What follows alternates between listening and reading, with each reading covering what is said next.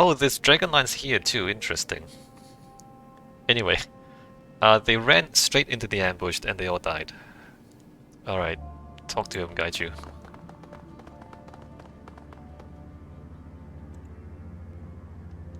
Ishida. Ishida lies on the cold tile, gasping for breath. His armor is rent and tattered, but his eyes still burn with rage. He spits at Gaichu as you approach. Gaichu, honorless cur, I regret the day I ever began teaching you. You are truly depraved to kill your own brothers rather than submit to what is right. Gaichu, yes, that is my name, as everything of my old life has been taken from me. Gaichu lifts the tip of his sword, placing it squarely on Ishida's chest. What is honor if it is built on a lie? What is duty if the dogma behind it is corrupt? Narrowing his eyes, the red samurai presses his chest upwards into the blade so that it begins to gouge his armor. What do you know of it, vermin? Every red samurai who has become subhuman has taken their life, everyone but you. You are a disgrace to the order and a disgrace to your people. Big words coming from a fascist. Right or wrong, he's the one that's going to walk away from this. You've been blinded by indoctrination, Ishida. If he is subhuman, how has he defeated you? Not only him, by the way, there's a dwarf here. The dwarf is also subhuman, according to you. You've been blinded by indoctrination, Ishida. Gaichu bares his teeth in a wicked grin. For years you were taught that to be pure was to be powerful. That metahumans, the infected, and the deformed were to be scorned for their weakness, yet here I stand, and there you lie, broken. You think a victory over Sasaki, Takagawa, and me makes you superior, ha! Ishida's mouth twists into a cruel, sorrowful smile. You spend the rest of your useless days cowering in the darkness, eating the flesh of your betters. You are no better than an animal, skilled though you may be.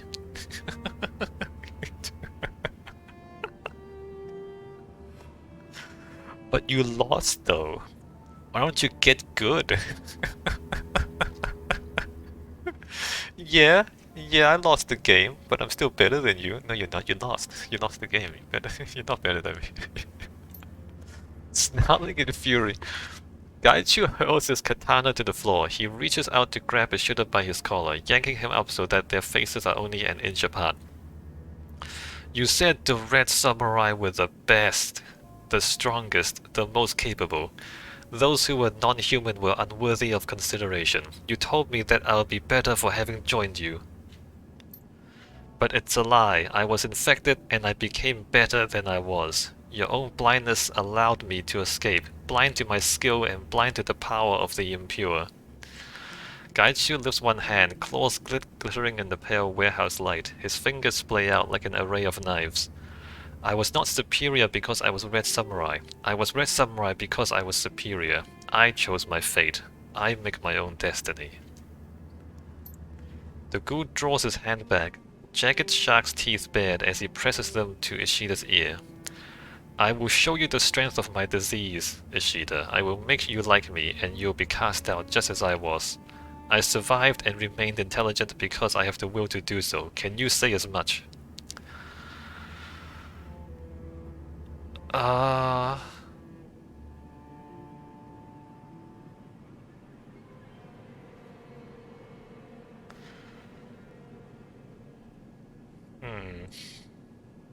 So, we were planning to kill him. Is turning him into a ghoul any different from killing him? If he turns into a mindless ghoul, he's basically dead, right? If he turns into an intelligent ghoul like Gaichu, then he will have to come to terms with the fact that he's a ghoul and no longer human. He might kill himself. Right? Like maybe after Gaichu infects him, he kills himself. Which again, we were gonna kill him anyway, so he's dead either way. Yeah, no, I'm gonna let him do it. I'm not gonna let Gaichu do it because it's no different than him dying. There's a very small chance that Ishida turns into an intelligent ghoul chooses not to die, and then stops being a fascist. That's good. So there's a very small chance for a positive outcome from this. Every other outcome is that Ishida dies, which, I mean, we're gonna kill him anyway. Ishida's head falls back as he laughs, but the laughter turns into bloody coughing. You think I'll let you infect me, monster? I'll do what you were too weak to. I'll take my own life, like the 47 Ronin of old. Such a foolish boy. Well, that's your choice, Ishida. Foolish? You underestimate me, old man. Gaichu drops Ishida, his head bouncing off of the tiled floor with a sharp crack. After I cripple your arms, you will have no means to kill yourself. The disease will burn through you like a fire, consuming every inch of your humanity. Oh, I didn't expect that. Yeah, Gaichu, no, that's a little bit, that's a little bit much. That's a little bit much. At this, Ishida stiffens, his eyes go cold with resolution. Then we shall see, Gaichu, and if you are wrong, I shall meet you again in my next life and try to teach you to do better.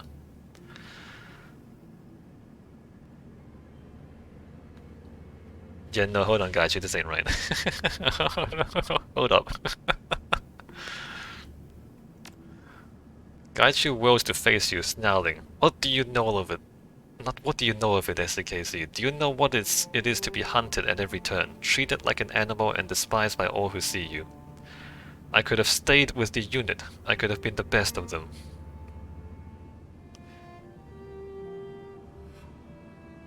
And if you do this to him, you'll be no better than he is.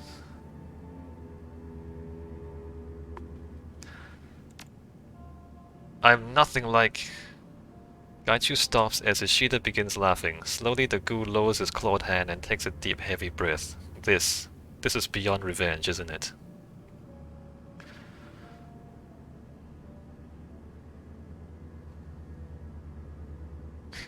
Ishida. Kill him cleanly. Show him you're still a man. Am I, though? Am I really a man? I have gained my newfound strength by embracing my nature. Why should tonight be any different? Why not show him exactly who and what I am?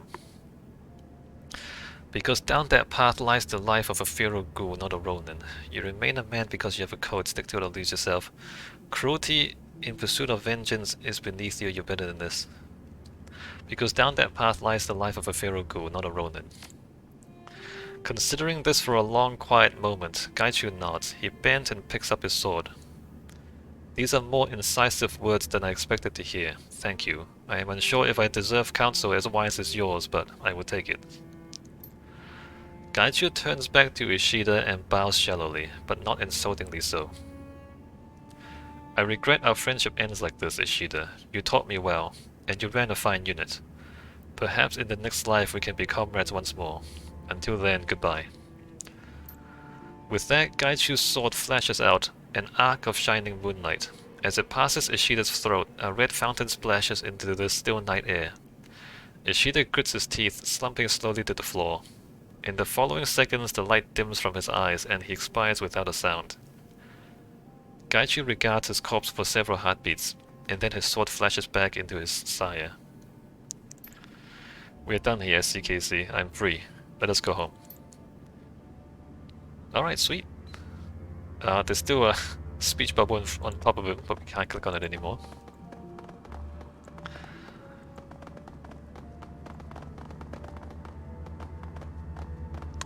I didn't think it would go quite that crazy.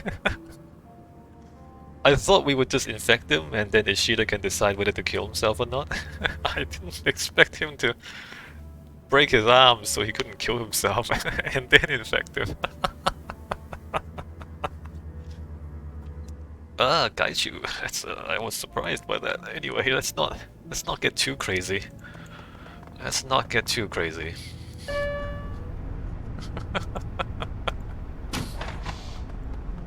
Alright, let's double check that we've gotten everything. Can we...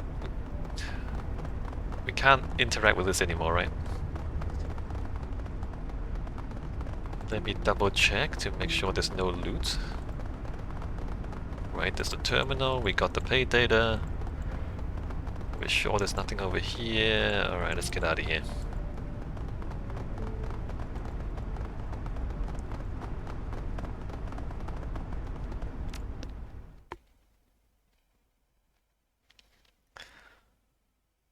Hioi. The sun's rays paint Hong Kong's mountains in a palette of orange and gold as they speed by outside the train. With a final flash, the sun dips below the horizon, foretelling the inevitable descent into night. Gaichu is silent as you walk back to the MTR station. He stares out the window, seeing nothing but the shadows of astral space, lost in thought. With Ishida's death, the ties between Gaichu and the Red Samurai have finally, decisively been severed. Indeed.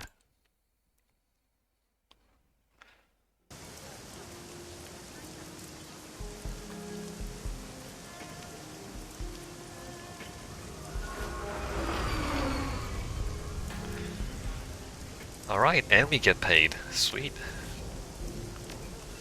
So we're gonna spend Karma.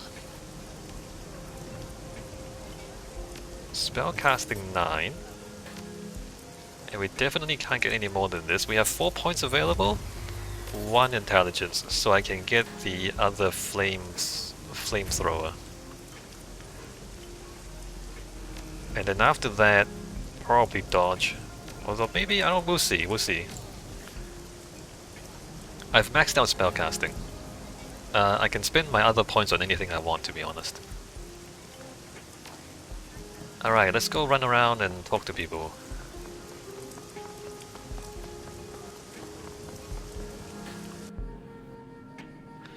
Oh, so about Reliable Matthew, you know the chip cylinder? Like, originally I didn't give Matthew his chips because I didn't really know what they were, and I didn't really know the consequences of giving them to him or not giving them to him. But then afterwards, when we talked to Ambrose again, and he told us if you don't give Matthew his chips, he'll just buy chips off the black market, which will be lower quality, and it'll screw him up. And so that made me decide, okay, I should probably give him the chips, right? But then by that point, the game no longer allows me to give Matthew his chips. Which I don't think is very good storytelling, because like, we didn't have the option to ask Ambrose what the chips are and what the consequences are the first time round. It's only after you get to the point where you can no longer change your mind that the game tells you what the consequences are likely to be. So it's like, why didn't he tell me that the first time? Why didn't he tell me that earlier? Or why didn't the game allow us to find out about that earlier? So anyway, I think it's just bad storytelling, but we'll see. I don't know if we are still allowed to give Matthew his chips, because I'm still holding on to the chips, right? Maybe the game will let us give them back to him the next time we talk to him. We have a prototype drone, non-functional in combat situations. Oh, maybe we can give this drone to Matthew. Alright, tame down Ambrose. Ambrose lies limp in his wheelchair, while his spider drone tinkers delicately on a huge bionic lower leg, which appears to be attached to a dismembered troll thigh. What? A huge bionic lower leg attached to a dismembered troll thigh. Hey, where's the troll, Ambrose? Ambrose reanimates as you draw near. SDKC, I'm doing some delicate work here. Just reaching a good point to pause, actually. Okay, what's up? What are you doing? Is that someone's leg? It will be. It's a vat-grown biological upper on a cybernetic lower. I'm merging the two together. It's going to give this poor guy the upper leg he wants back, with the lower leg he needs. His voice is hushed. You're interested, huh? Okay, check it out. Check this out, I'll be back. A biological upper and a cybernetic lower? Why not just give him the whole cybernetic or the whole biological? Ambrose goes limp. A half-dozen robotic arms suddenly pulse in a balletic surge of activity, working on the leg, bristling with needles, scalpels, forceps, micro-solderers, glue, and various other tools. For several minutes there's no sound but quiet clicking and the hum of machinery. When the work is complete, the slender robotic arms draw back. They hover near the ceiling around the operating area like giant attentive stick bugs. Ambrose's eyes flutter back open. He continues talking, hardly skipping a beat. This guy works in the tunnels. with his feet in sewage all day. Okay, he's got some kind of flesh-eating trench rot. Ugh. It went right up his leg, nearly killed him. They had to amputate it at the hip. That sounds terrible. Holy cow. I'm giving him his upper leg back, but using a chrome lower leg so it won't happen again. That must cost a lot for a sewer worker. Yeah, it would. That's why I'm not charging him. Ambrose shrugs as if suddenly embarrassed. Someone else grew the meat leg, I can't do that. I had this old prosthetic lying around already, it's a beater. But it will last for years if he takes care of it. Oh, that's nice of you guys. Surprisingly generous. Hey, so what can I do you for? What happened with Karen? She betrayed me. Ambrose folds his one arm tensely across his chest and scowls. She left me here. Well, maybe that's for the best. Aren't you doing alright here? He nods towards a small framed picture over his impressive home-built computer. That's Karen. Inspect the picture. The picture is of a serious-looking Filipina woman in a black tank top. Her neck, shoulders, and arms are chiseled with lean muscle and spotted with tattoos. She looks vaguely annoyed at the camera. Semper Fidelis is visible in Gothic script tattooed across her chest. Wait, doesn't that mean loyalty? Fidelis? A trans-Catholic rosary hangs on the picture, a crucifix with a delicate Kali yantra overlying the center. In the picture, the rosary is visible around the woman's neck. Karen quit Shadowrunning too. Supposedly, she made a full recovery. She started delivering for smugglers. She was my main conduit for drugs and cyber. Ambrose shakes his head gently. She just stopped caring about anything. Maybe it was the brain injury, but I don't think so. I think everything she'd done started catching up with her. I could see it in her eyes. Well, you know, if she's had enough, she's had enough. I mean, you can't really blame her for... I mean, Shadowrunning and then smuggling, it's not like... You need to be the kind of person who can compartmentalize your conscience to do that sort of thing. If you've got a heart, you can't do this kind of work. Take your time, I'm listening. Some people just can't take it. Sounds like post-traumatic stress.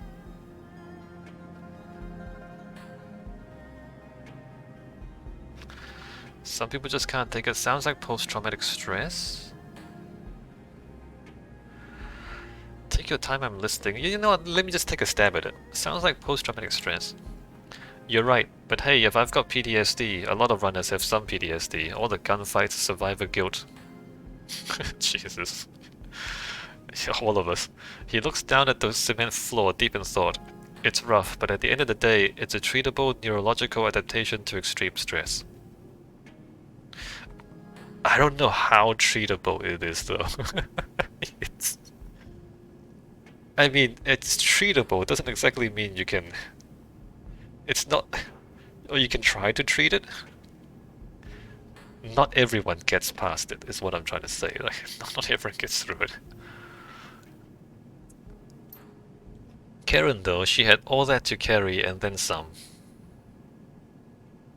Alright, go on. Ambrose rubs his mouth with the remainder of his hand. He pauses. She couldn't sleep. She wouldn't take meds for it. I think she didn't want to get better.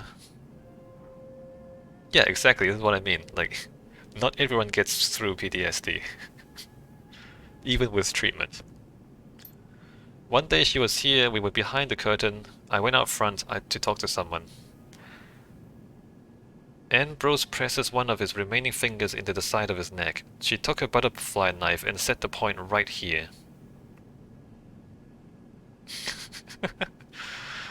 Right. She pushed the blade right through and out along her trachea. Sliced through everything outside of that, severed her own carotid artery. Just like that, she was removing a sentry. Just like she was removing a sentry. Just like that? She just took a knife and cut?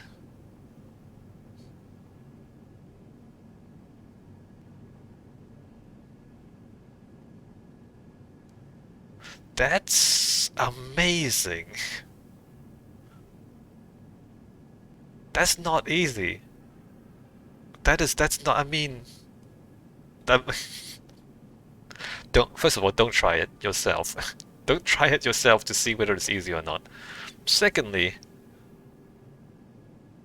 you have to be in some state of mind to do that.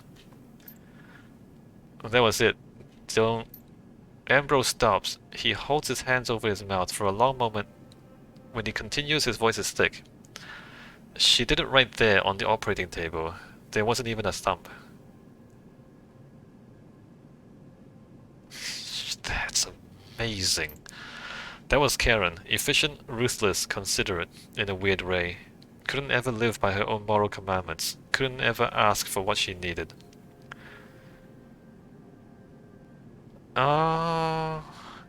Right? Ambrose crosses himself. Requies... Requies...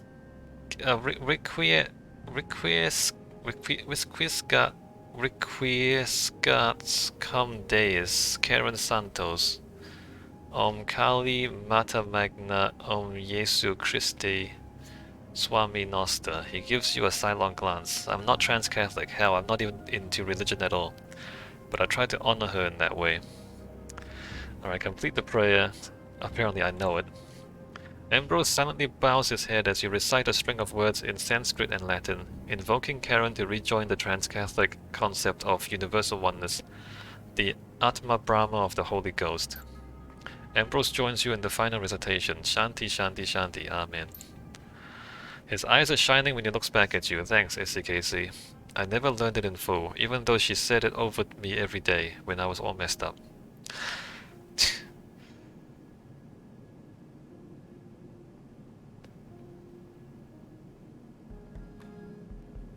I mean, it's...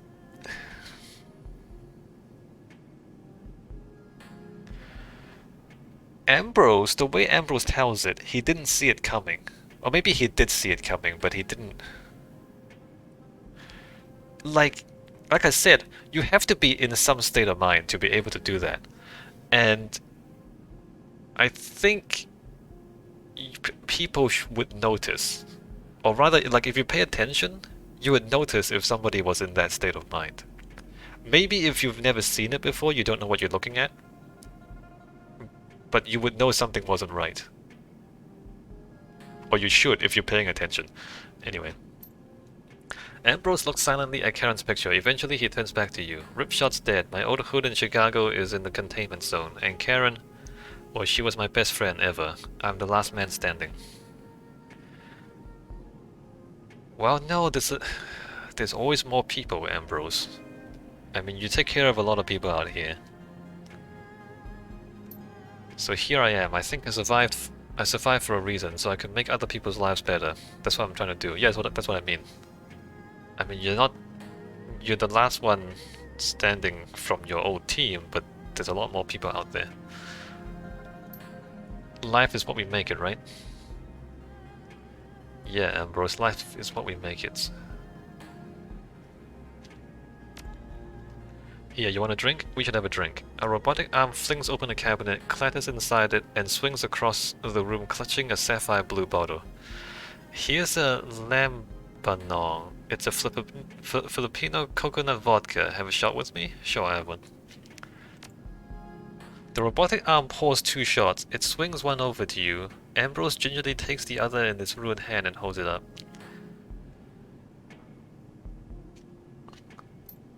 To fallen friends. To fallen friends and foes, cheers. And to clear lanes of fire, may they rest in peace. You swallow the shots together. The strong raisin-flavored liqueur burns going down. Ambrose looks around in silence, then his gaze settles on you, lonely. I used to be a real piece of work, SCKC. When I got busted up for the first time in my life, I had to rely on other people. Broke, hunted, and close to death. Not so different from how you showed up, except for the death part. Someone here owed Karen a favor. The people of Hioi took care of us. Now, I think if I did so much harm in my past life, how much healing can I do in this one? Ambrose sighs and clutches his shot glass against his chest, like a religious talisman. He looks thoughtfully at you. That's more than I've told anyone in a long time. It does the heart good, SCKC, thanks. You're welcome.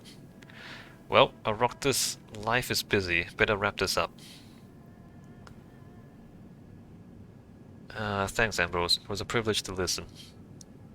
You're still angry at Karen. Doesn't seem like it. I'm glad to know you, SCKC. Oh, you get karma for talking. Alright, goodbye, Ambrose. Time for me to go.